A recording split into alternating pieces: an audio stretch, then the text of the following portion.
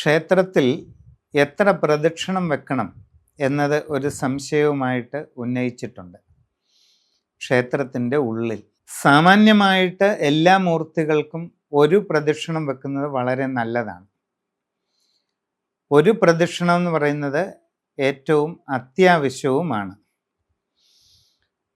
പിന്നെ ചില സവിശേഷമായ ഘട്ടങ്ങളിൽ ഗണപതി ഭഗവാന് ചെയ്യുമ്പോൾ 5 പ്രദക്ഷിണം വെക്കേണ്ടതായിട്ടുണ്ട്. മഹാവിഷ്ണുവിന് ചെയ്യുമ്പോൾ 4 പ്രദക്ഷിണമാണ് ഏറ്റവും ഉത്തമമായിട്ടുള്ളത്.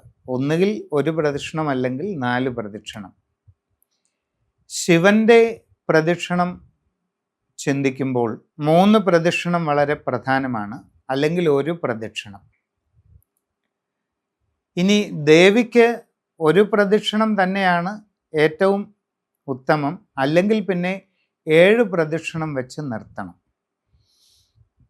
സുബ്രഹ്മണ്യ സ്വാമിക്ക് ഒരു പ്രദക്ഷിണം ഉത്തമമായിട്ട് പറയുന്നില്ല.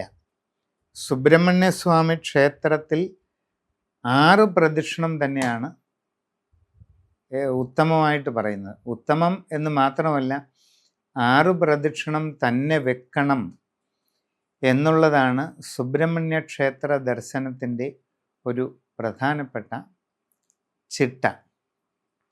എന്തായാലും സുബ്രഹ്മണ്യ ക്ഷേത്രത്തിലൊഴിച്ച് ബാക്കി എല്ലാ ക്ഷേത്രങ്ങളിലും ഒരു പ്രദക്ഷിണം നടത്തിയാലും മതി. കൂടുതൽ പ്രദക്ഷിണം ഈ പറഞ്ഞ സംഖ്യാക്രമം അനുസരിച്ച് നടത്തുന്നത് നല്ലതാണ്. പക്ഷെ അങ്ങനെ ചെയ്തേ തീരൂ എന്നൊരു നിർബന്ധം ഒട്ടുമില്ല. സുബ്രഹ്മണ്യ ക്ഷേത്രത്തിൽ ദർശനം നടത്തുമ്പോൾ മാത്രം നിങ്ങൾക്ക് ഏതെങ്കിലും രീതിയിൽ പറ്റുമെങ്കിൽ 6 പ്രദക്ഷിണം തന്നെ നടത്തുകയാണ് വേണ്ടത്.